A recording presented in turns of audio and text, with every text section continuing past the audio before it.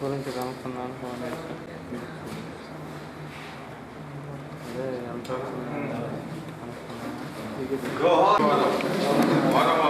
Cell phone అదే tight పెట్ట cell phone రాదు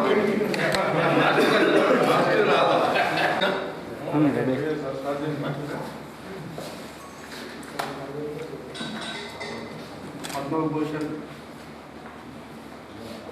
మాజీ కేంద్ర మంత్రివర్యులు శ్రీ అరుణ్ జైట్లీ గారి ప్రథమ వర్ధంతి రోజు. ఈ సందర్భంగా ఆ మహనీయునికి భారతీయ జనతా పార్టీ గుంటూరు జిల్లా తరఫున మా నివాళులు తెలియజేస్తా ఉన్నాం. అరుణ్ జైట్లీ గారు 52లో జన్మించారు. ఆయన చిన్నప్పటి నుంచి కూడా రాజకీయాల్లో విద్యార్థి దశ నుంచే ఏపీయూపీలో పనిచేశారు. ఆ తర్వాత ఢిల్లీ యూనివర్సిటీ ప్రెసిడెంట్గా ఉన్నారు. ప్రజాస్వామ్యానికి చీకటి రోజులైన ఎమర్జెన్సీలో కూడా ఆయన 19 నెలల పాటు జైలు జీవితం గడిపారు. అదేవిధంగా ఆ తర్వాత కూడా జనసంఘలో జాయిన్ అయ్యి భారతీయ జనతా పార్టీలో ప్రముఖ పాత్ర పోషిస్తూ స్పోక్స్ పర్సన్గా భారతీయ జనతా పార్టీ యొక్క విధానాలు ప్రజలకు తెలియజేయడంలో ముందున్నారు. వాజ్పేయి గారి ప్రభుత్వ హయాంలో మంత్రిగా పనిచేశారు. ఆ తర్వాత ఏదైతే అధికారం కోల్పోయి ప్రతిపక్షంలో ఉన్నప్పుడు రాజ్యసభలో లీడర్ ఆఫ్ ది అపోజిషన్గా ఆయన పార్టీకి సేవలు కొనసాగిస్తూ పార్టీ యొక్క వాదనను ప్రజలందరికీ తెలియజేయడంలో ముందున్నారు. ఏదైతే ఆంధ్రప్రదేశ్ విడిపోతూ ఉందో ఆ విడిపోతున్న సమయంలో మిగతా వాళ్ళందరూ ఈ విడిపోవటం కావాలి వద్దు అనే దానిలో ఉంటే ఆయన శ్రీ వెంకయ్య నాయుడు గారు చాలా దూరదృష్టితో ఆంధ్రప్రదేశ్కి ఏం కావాలి అనే వాదన ఆ రోజు రాజ్యసభలో వినిపించి ఈ ఆంధ్రప్రదేశ్కి అన్యాయం జరగకూడదు అని పోరాడిన మహనీయుడు శ్రీ అరుణ్ జైట్లీ గారు. అదేవిధంగా తర్వాత కూడా ఆయన నరేంద్ర మోడీ గారి క్యాబినెట్లో ఆర్థిక శాఖ మంత్రిగా ఉంటూ ఫైనాన్స్ మినిస్టర్గా ఉంటూ దేశంలో ఎప్పటి నుంచో అనుకుంటా ఉన్న ఏదైతే జిఎస్టీ ఉందో ఆ జిఎస్టీని సఫలీకృతం చేయడంలో ఆ బిల్లు తీసుకొచ్చి ఆ బిల్లు చేసిన దానిలో ఆయన చేసిన సేవలు నిజంగా చాలా మర్చిపోలేనివి. చాలా గొప్ప నిర్ణయాలు తీసుకోవటంలో ఈరోజు ఆర్థికంగా ప్రపంచమంతా ద్రవ్యోల్బణం తీసుకెళ్తున్నా కూడా మనం ఇంకా నిలదొక్కుకొని ఉన్నామంటే ఆయన ఆ రోజు తీసుకున్న అనేక చర్యలు ఈరోజు మనం ఇలా నిలబెట్టే అంతంలో ఎటువంటి సందేహం లేదు. ఇటువంటి వ్యక్తి ఈరోజుకి చనిపోయి సంవత్సరం అయింది. భారతీయ జనతా పార్టీ గుంటూరు జిల్లా అక్కడ మా నివాళులు తెలియజేస్తాము. వారి కుటుంబానికి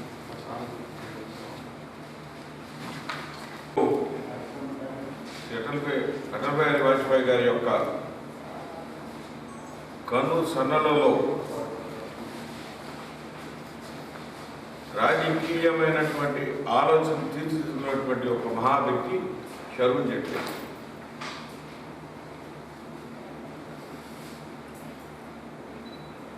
నాకు వ్యక్తిగతంగా ఏబీపీలో పనిచేసిన దగ్గర నుంచి సంబంధం ఉన్నది. వెంకయ్య నాయుడు గారు మేము 70, 71, 73 అపరాధులు చేసిన దగ్గర నుంచి ఒక టవరింగ్ పర్సనాలిటీ, ఒక లీగల్ కాన్స్టిట్యూషనల్ ఎక్స్పర్ట్. కొన్ని సందర్భాల్లో ఇంటెలిజెన్స్ అనేటువంటిది ఏమిటి అని చెప్పి చూసుకున్నట్టయితే కపిల్ సిబల్కి వీరికి జరిగిన దాంట్లో కపిల్ సిబల్ గారి ఆఖరికి ఒప్పుకోక తప్పలేదు అరుణ్ జైట్లీ యొక్క ఇంటెలిజెన్స్ని.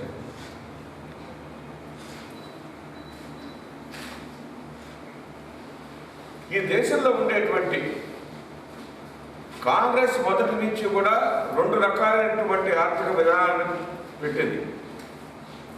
ఒకటి జనరల్ బడ్జెట్, ఒకటి రైల్వే బడ్జెట్.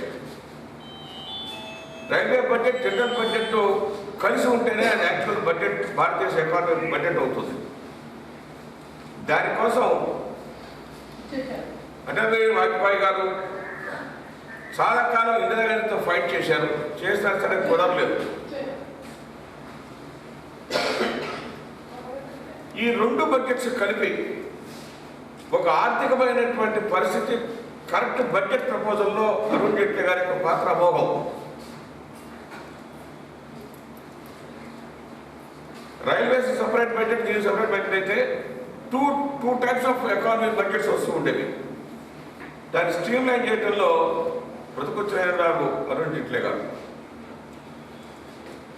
ఇందాక రామకృష్ణ గారు చెప్పినట్టుగా ఈ రాష్ట్రం బైఫర్కేషన్ జరుగుతున్నప్పుడు, బైఫర్కేషన్ విషయంలో రఘునాథ్ బాబు గారు మేము వెళ్ళి ఆ రోజున ఢిల్లీలో కలిసినప్పుడు అనిల్ అద్వానీ అంటే రాజ్నాథ్ సింగ్, అరుణ్ జైట్లీ, వెంకయ్యనాయుడు గారు మాతో మాట్లాడినప్పుడు 1 నిమిషంలో సమస్యను పరిష్కారం చేశారు with 1 stroke. Equities of states అంటే వనరులన్నీ కూడా ఈక్వల్గా ఈక్విటీగా చేయాల్సిన అవసరం ఉన్నది. అది లా ప్రపోజిషన్, కాన్స్టిట్యూషనల్ ప్రపోజిషన్. ఆ కాన్స్టిట్యూషనల్ ప్రపోజిషన్ని ఎక్స్ట్రాపోజ్ చేసి చెప్పినటువంటి వ్యక్తి అరుణ్ జైట్లీ గారు. రాజధాని రైతులకు లేదా భారతీయ జనతా పార్టీ పైన అందరూ బోధలుతున్నారు. రాజధాని రైతులకు కావలసినటువంటి ఏ ఒక్క ఎగ్జామ్షన్ అయితే ఉన్నదో ఆ ఎగ్జామ్షన్ ఇచ్చేటువంటి ప్రపోజ్ చేసినటువంటి అరుణ్ జైట్లీ పార్టీ ఆంధ్రప్రదేశ్ రాష్ట్రం అంటే రాజధానికి ఎట్టి బదులకు కట్టుబడి ఉన్నదని చెప్పడానికి ఇదొక నిదర్శనం. మోడీ గారు ఏ ఒక్క శిలాఫలకం వేశారు. ఈ సదనంలో ఒకటి గుర్తించదలుచుకున్నాను. అరుణ్ జైట్లీ గారు ఇక్కడికి వచ్చినప్పుడు ఆయనతో మాట్లాడమంటే చెప్పారు. మోడీ గారు పార్లమెంట్ మట్టి తీసుకొచ్చి ఇచ్చారు,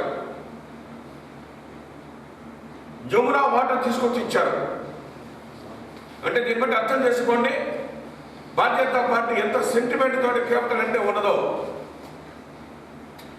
ఈ మాట చెప్పినటువంటిది అరుణ్ జైట్లీ గారు.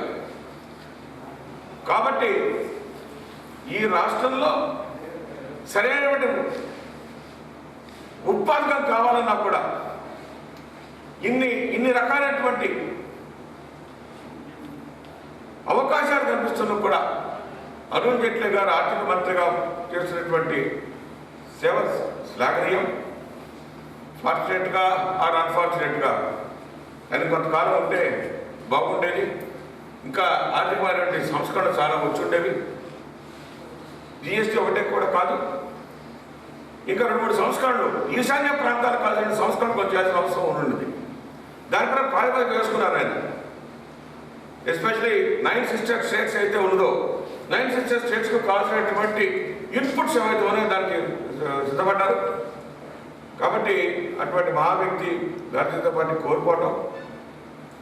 ఇందుట్లో ఏంటంటే పంజాబ్ అయినా ప్రేమ్నాథ్ జోగ్రా అని చెప్పి జనతా పార్టీ అధ్యక్షుడు ఉండేవారు, వారి అబ్బాయినే చేసుకున్నాడు ఆయన. నమస్కారం. అరుణ్ జైట్లీ గారి యొక్క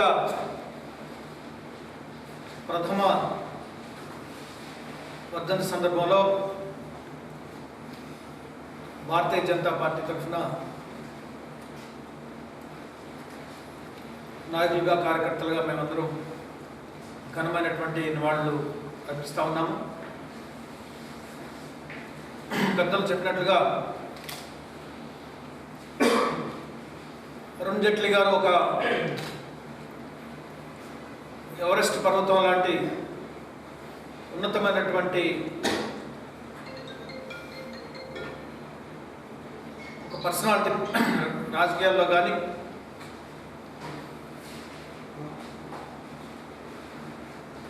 లేదు న్యాయ వ్యవస్థకు సంబంధించినటువంటి సుప్రీంకోర్టు అడ్వకేట్ కానీ భారతీయ జనతా పార్టీ నిబద్ధత కలిగినటువంటి కార్యకర్త, బహుముఖ ప్రజ్ఞా కోవిదుడు,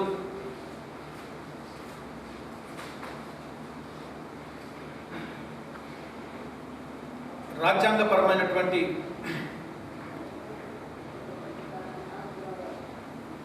చట్టాలకు సంబంధించినటువంటి కానీ రాజ్యాంగానికి సంబంధించినటువంటి ఒక గొప్ప నిష్ణాతుడు,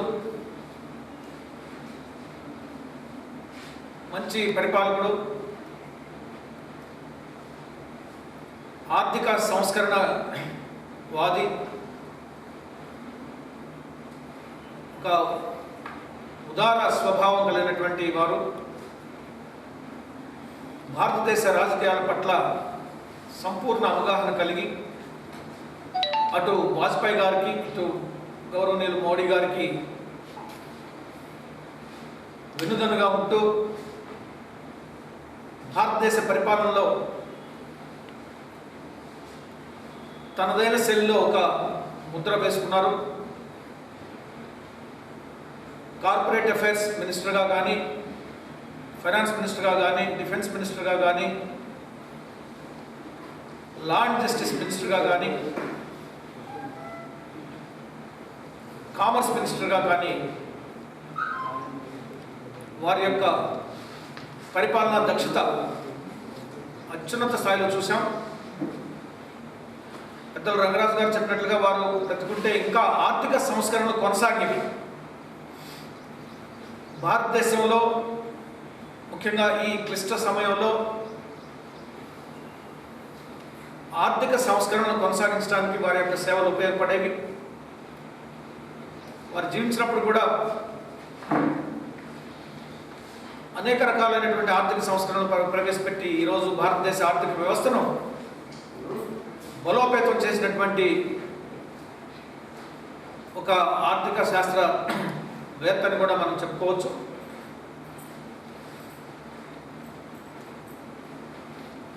అనర్ఘళమైనటువంటి ఉపన్యసించేటువంటి వక్త, ప్రతిపక్ష నాయకుడిగా రాజ్యసభలో ఉన్నప్పుడు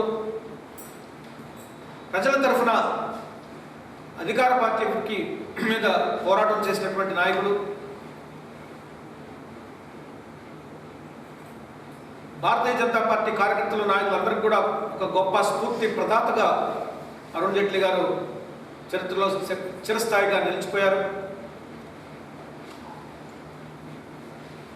ఆంధ్రప్రదేశ్ విడిపోయినప్పుడు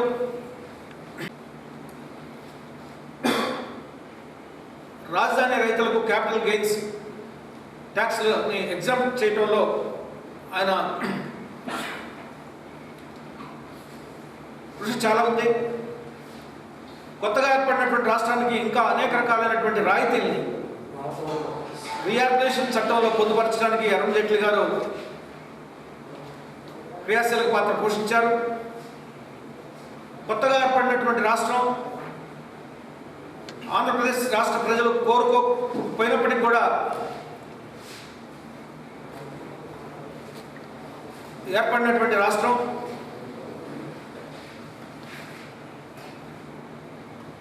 రాష్ట్రానికి తల వంటి ఆదాయ వనరులను సమకూర్చేటువంటి హైదరాబాద్కు కోల్పోయినటువంటి రాజధాని లేని రాష్ట్రానికి పునర్విభజన చట్టంలో అనేక రకాలుగా రాయితీల్ని, అనేక రకాలైనటువంటి మినహాయింపుల్ని, ప్రోత్సాహకాలని ఏర్పాటు చేయడంలో చేసి ఆంధ్రప్రదేశ్ రాష్ట్ర ప్రజలకు అరుణ్ జైట్లీ గారు ఎనలేని సేవ చేశారని చెప్పేసి ఈ సందర్భంలో మనం ఒకసారి గుర్తు తెచ్చుకోవాలి.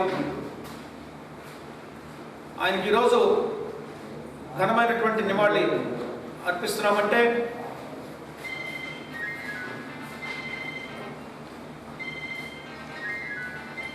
ఒక మహాజ్ఞాని, ఆర్థికవేత్త, రాజ్యాంగ నిపుణుడు, పరిపాలనా దక్షకుడు, అన్నిటికీ మించి నిబద్ధత కలిగినటువంటి భారతీయ జనతా పార్టీ కార్యకర్తకి మనం నివాళులు అర్పిస్తున్నామని చెప్పేసి భావించాలి.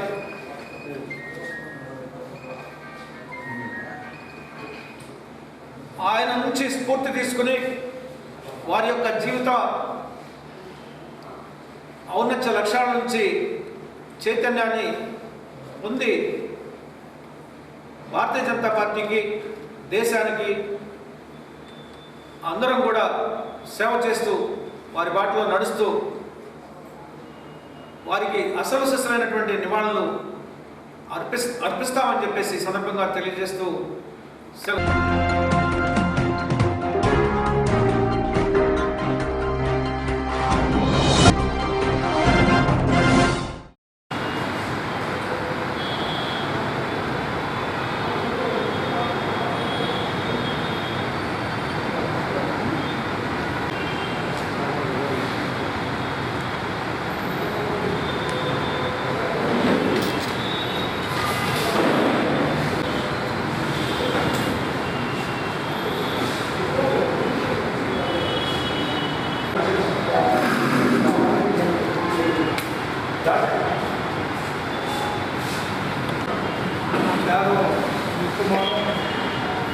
జవహర్లాల్ నెహ్రూ, మోతిలాల్ నెహ్రూ ఇలా యావదాస్తి కాంగ్రెస్ కోసం ఖర్చు పెట్టి ఈ దేశాన్ని స్వాతంత్రం జరిగింది.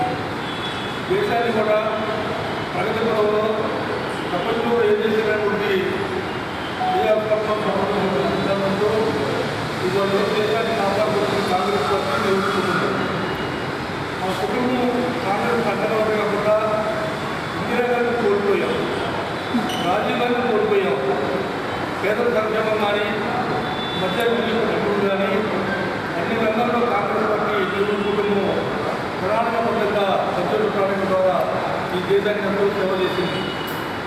వ్యవసాయం కానీ, వృత్తి కానీ, వైద్యం కానీ, పేదరిక నిర్మాణం కానీ ప్రతి మనిషి కూడా కుటుంబానికి ఇల్లు, తినడానికి తిండి, వైద్యం, విద్య అన్ని సమపాలలో తీసుకొచ్చి ప్రపంచ దేశాల్లో ఈ దేశాన్ని అగ్రగామంగా నిలబెట్టి 500 మంది కుటుంబాన్ని మనం ఏర్పాటు చేసుకొని మన స్వాతంత్రం తెచ్చిన తర్వాత అనేక దేశాలు కూడా మన అంచులతో స్వాతంత్రం తీసుకురావడం జరిగింది.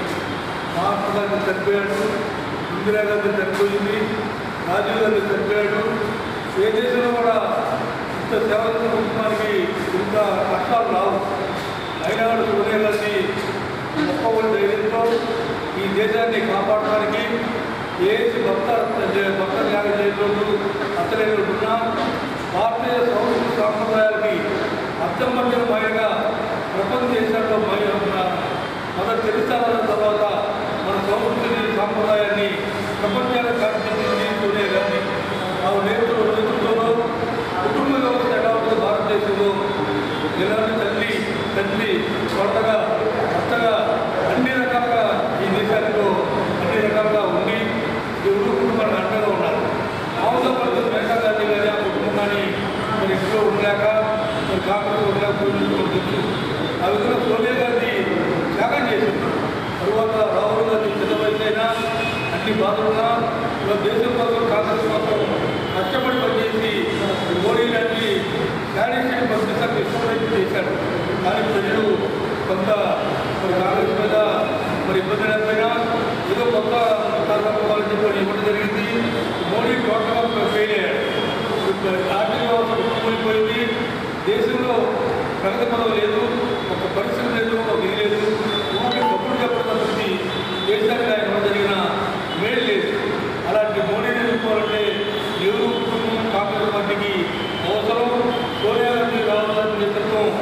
దేశానికి అవసరం, ప్రజలకు అవసరం, పేద ప్రజలకు అవసరం. ముఖ్యంగా పేద బడుగు వర్గాలకి, హరిజన గిరిజన బలైన వర్గాలు, మైనారిటీ వర్గాలకి, సమాజంలో ఉన్న అన్ని వర్గాలకి మేలు జరగాలంటే కాంగ్రెస్ పార్టీ ఒకటే ఈ దేశాన్ని రక్షించగలరు. ఆ రోజుల్లో డీకే బారువా చెప్పని ఏసీ అధ్యక్షులు ఉన్నారు. వాళ్ళు DK Barua India India India India అని చెప్పారు. అదే కాంగ్రెస్ పార్టీ నెహ్రూ కుటుంబం, అదే నెహ్రూ కుటుంబం అనేది కాంగ్రెస్ పార్టీని చూడలేము. మరి అందువల్ల సోనియా గాంధీ గారు, రాహుల్ గాంధీ గారు ఆ విధంగా కాంగ్రెస్ పార్టీకి నేతృత్వం వహించి ఈ దేశానికి సేవ చేయాల్సిన అవసరం ఉంది, వారు ఉండాల్సిన అవసరం ఉందని జిల్లా కాంగ్రెస్ కమిటీ తరఫున మేము తీర్మానం చేస్తూ పీసీసీ అధ్యక్షులు కూడా వారు పీసీసీ ప్రెసిడెంట్ గారు కూడా వారు తీర్మానం చేశారు. ఆ విధంగా ఆంధ్రప్రదేశ్ కాంగ్రెస్ కమిటీ, ఆంధ్రప్రదేశ్ కాంగ్రెస్ మొట్టమొదటి కూడా ఇక్కడ ఇందిరాగాంధీ కానీ నెహ్రూ కుటుంబానికి కానీ చాలా అండగా ఉంది.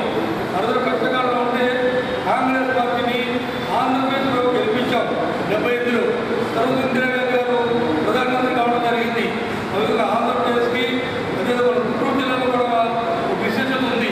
నాకు ఆచార్యంగానే ఎంపీగా గెలిపించాం.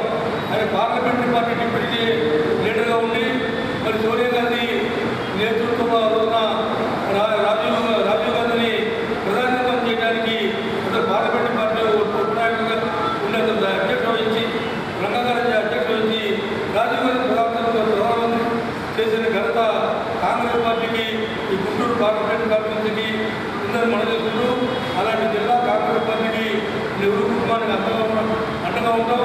ఈ కాంగ్రెస్ అభివృద్ధి కూడా వాళ్ళకి అభివృద్ధి సంబంధం ఉంది. కాంగ్రెస్ హిందుస్థాన్కి రాజీవ్ గాంధీ, సోనియా గాంధీ రావడం జరిగింది. తర్వాత సోనియా గాంధీ, రాహుల్ గాంధీ, ప్రియాంకకు ఓపెన్ చేశారు. ఆ విధంగా కాంగ్రెస్ పార్టీకి, మన జిల్లాకి, ఆంధ్రప్రదేశ్కి, భారతదేశానికి ఉన్న సంబంధాన్ని ఎవరు విడదలేదు. ఆ విధంగా భారతీయ సౌర సంప్రదాయాన్ని ప్రపంచంలో కాపాడింది. పేదవర్గాలకు అండగా ఉంది. కాంగ్రెస్ పార్టీ గెలిపించండి, కాంగ్రెస్ పార్టీకి అండగా ఉండండి, కాంగ్రెస్ పార్టీ గెలిచి మీకు అండగా ఉండాలని చెప్పని దేశ ప్రజలకి, ముఖ్యంగా కాంగ్రెస్ కార్యకర్తలని విజ్ఞప్తి చేస్తూ ఆ విధంగా సోనియా గాంధీ, రాహుల్ గాంధీ నేతృత్వం వహించాలి కాంగ్రెస్ అని చెప్పని, ఇటువంటి త్యాగాలకైనా మేమందరం సిద్ధంగా ఉన్నామని చెప్పని వారు విన్నవించుకుంటూ వారి నాయకత్వాన మేమందరం పనిచేస్తామని చెప్పని మనం చేసుకుంటున్నాం.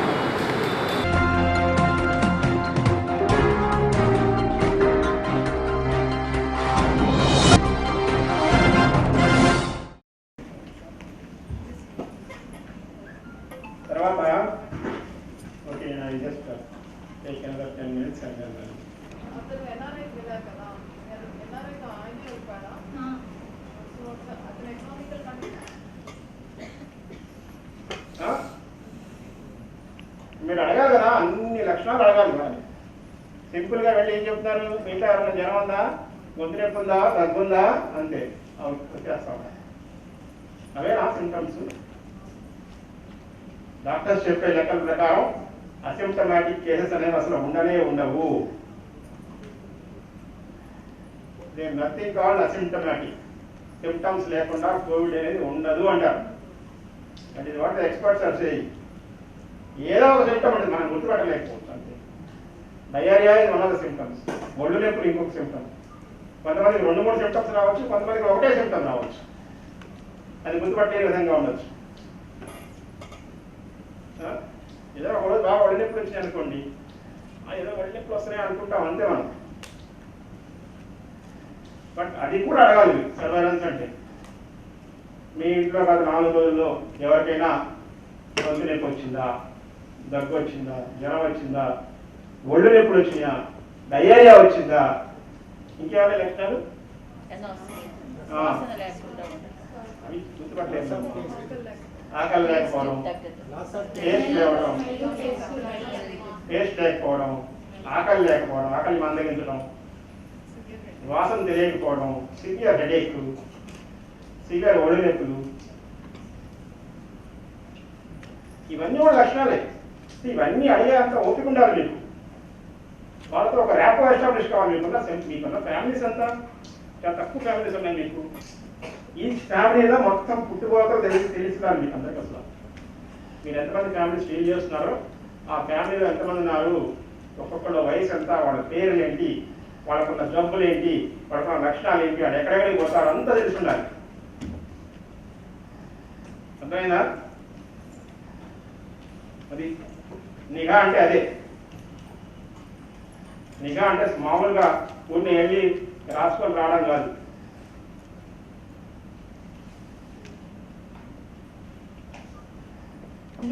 యూపీఎస్కి వచ్చి ఓకే నాకు ఇష్టం ఆయన చూపించుకుంటే ఆ డాక్టర్ గారు కూడా జీజీఎస్కి రిఫర్ చేస్తారు సార్. టెస్ట్ చేయలేదా? లేదు సార్, ఆ రోజు టెస్ట్ లేదు సార్. టెస్ట్ చేయకుండా జీజీఎస్కి రిఫర్ చేస్తారు సార్. వాళ్ళు ఆ రోజు నైట్ 10వ తారీఖు నైట్ వెళ్ళి అడ్మిట్ అయ్యారు సార్. వాళ్ళు 11వ తారీఖు శాంపిల్ తీసుకున్నారు సార్. 13వ తారీఖు రిజల్ట్ వచ్చింది ఫాస్ట్. 17 తనకు డెత్ అయ్యారు సార్. అంటే జీజీఎస్ నుంచి వెనక్కి వచ్చేసారా మళ్ళీ? లేదు సార్, అక్కడే ఉన్నారు. అడ్మిట్ అయ్యారా? అక్కడే అక్కడే ఉన్నారు సార్. అంటే జీజీఎస్ కూడా చనిపోయారు? అవును సార్, 6 days ఉన్నారు హాస్పిటల్లో. ఎలా ఉంటారమ్మా హౌస్? అతను డబ్బులు వాడా? లేదు మరి ఎన్ఆర్ఐకి ఎలా వెళ్ళాడు? ఎన్ఆర్ఐలో ఉన్నాడని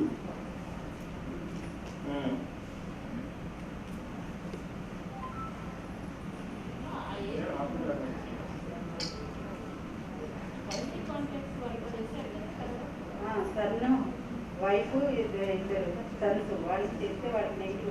చనిపోయినానికి 70 సంవత్సరాలు సార్. 79 సంవత్సరాలు అంతకు ముందు టెస్ట్ చేయలేదా? వాళ్ళు ఇంట్రెస్ట్ చూపించలేదు సార్. ఇంట్రెస్ట్ పెంచడం కాదు కదా, ఇంట్రెస్ట్ పెంచడం కాదు అక్కడ. What is your role? Interest చూపించకపోతే మీరేం చేస్తా ఉన్నారు? మనం ఏంటంటే 60 ఏళ్ళు పైబడిన వాళ్ళందరూ కదా, they are comorbid or not. Comorbid conditions ఉన్నా లేకపోయినా కూడా అబౌవ్ 60 years మొత్తాన్ని కూడా సర్వైలెన్స్ చేయమని చెప్తాం. Testing is a different thing. Surveillance అంటే మీరు వేరే అర్థం చేసుకుంటున్నారు. సర్వైలెన్స్ అంటే ఏంటి? సర్వే కాదు. సర్వేకి సర్వైలెన్స్కి చాలా తేడా ఉంది. ఓకే, ఎంతమంది మలేరియా రోగులు ఉన్నారు ఒక మీ సంగడి గుంటలో అనేది సర్వే. సర్వైలెన్స్ తేడా ఏంటి? మలేరియా వచ్చేవాళ్ళు ఎంతమంది ఉండొచ్చు, దట్ ఈస్ సర్వైలెన్స్. అంటే ఏంటి? వాళ్ళ ఇంటి దగ్గర ఆ పెరి డొమెస్టిక్ బ్రీడింగ్ ఉండాలి, వాళ్ళ ఇంటి చుట్టుపక్కల మస్కిటోస్ పెరుగుతూ ఉండాలి, వాళ్ళ ఇంట్లో కూడా మస్కిటోస్ పెరుగుతూ ఉండాలి, వాళ్ళు మస్కిటోస్ తెరలు వాడకుండా ఇంకా చాలా జాగ్రత్తలు తీసుకోకుండా ఉంటూ ఉండాలి. అలాంటి వాళ్ళందరికీ మలేరియా వస్తుందని చెప్పి మనం గమనించాలి. దానికి సర్వైలెన్స్ అంటారు. ఓకే, అర్థమైందా? మీరు చేసేది సర్వే ఎంతవరకే. సర్వైలెన్స్ చేయమని చెప్తున్నాం మొదటి నుంచి. సర్వైలెన్స్ ఈజ్ ముందు నుంచి మనం ఐడెంటిఫై చేయగలిగి ఉండాలి. దానికోసం ఏం ఇచ్చాము? మనం కొన్ని గైడ్ లైన్స్ ఇచ్చాం. 60 ఏళ్ళు పైబడిన వాళ్ళందరికీ టెస్ట్ చేయించేసి ఏంటన్నాం, వాళ్ళు టెస్ట్ చేయలేదు మీరు కనీసం. మీకు ఆ పల్స్ ఆక్సిమీటర్స్ ఇచ్చాం కదా, థర్మల్ స్కానర్స్ ఇచ్చాం కదా, వాటితో టెస్ట్ చేయడానికి ఏమైంది? వాటితో టెస్ట్ చేసి ఉంటే సడన్ డెత్ అంటూ ఏమి ఉండదు. మీకు నాకే డాక్టర్ కావచ్చు, సడన్గా ఎవరు ఏం అనుకోరు అంట, హార్ట్ అటాక్ వస్తుంది తప్పించి. మీరు ఆక్సిజన్ లెవెల్స్ టెస్ట్ చేసి ఉంటే ఖచ్చితంగా ఆమెకి తక్కువ ఉండొచ్చు. తెలియదు కదా మనకి ఆక్సిజన్ లెవెల్స్ ఎంత ఉందని మనకు తెలియదు. 80 ఉన్న వాళ్ళకి కూడా ఆక్సిజన్ లెవెల్స్ తెలియట్లేదు. మనకు ఆక్సిజన్ తగ్గిపోయిందన్న విషయం కూడా వాళ్ళకి తెలియట్లేదు, even educated people. So surveillance చేయాలి.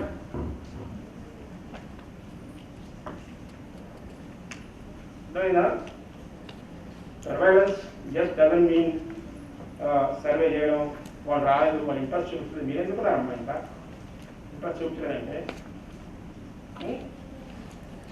ఖచ్చితంగా వెళ్ళి వాళ్ళ ఇంట్లో ఉంటే వాళ్ళ ఇంట్లో వాళ్ళకి చెప్పాలి. మీ ఇంట్లో 60 ఏళ్ళ కంటే పైబడిన వాళ్ళ వాళ్ళకి ఖచ్చితంగా టెస్ట్ చేయించండి అని చెప్పాలి. దానివల్ల వచ్చే నష్టాలు చెప్పాలి టెస్ట్ చేయించుకోకపోవడం వల్ల. ఎర్లీగా టెస్ట్ చేయించుకుని ఎర్లీగా ఐడెంటిఫై అయితే వచ్చే లాభాలు చెప్పాలి. ఇవన్నీ చేయాలి కదా. సర్వైలెన్స్ అంటే నిఘా తెలుగులో. అర్థమైందా? నిఘా పెట్టడం అంటే అర్థం ఏంటి? ఎవరికై వచ్చే అవకాశం ఉంది అనేది నిఘా పెట్టాలి. సర్వే అంటే just checking what is happening, ఏం జరుగుతుందని చూసుకోవడం అంతవరకు. సర్వే అవుతుంది, సర్వే బోర్డు నుంచి బయటికి రండి. మాకు 11th మేడం. ఆ తర్వాత ఇంకేమైనా అయినా డెత్స్ ఆ ఏరియాలో? లేదు సార్. ఒక్క డెత్ లెక్క ప్రకారం ఒక డెత్ ఏమైనా జరిగితే 666 ఇన్ఫెక్టెడ్ కేసు ఉంటాయని అంచనా. 666 దట్ ఈజ్ ఎస్టిమేట్. అంటే మీ ఏరియాలో ఒకటి జరిగిందంటే, ఆ ఒక్క డెత్ జరిగిందంటే అర్థం 666 మందికి అప్పటికే కోవిడ్ వచ్చి ఉండాలి.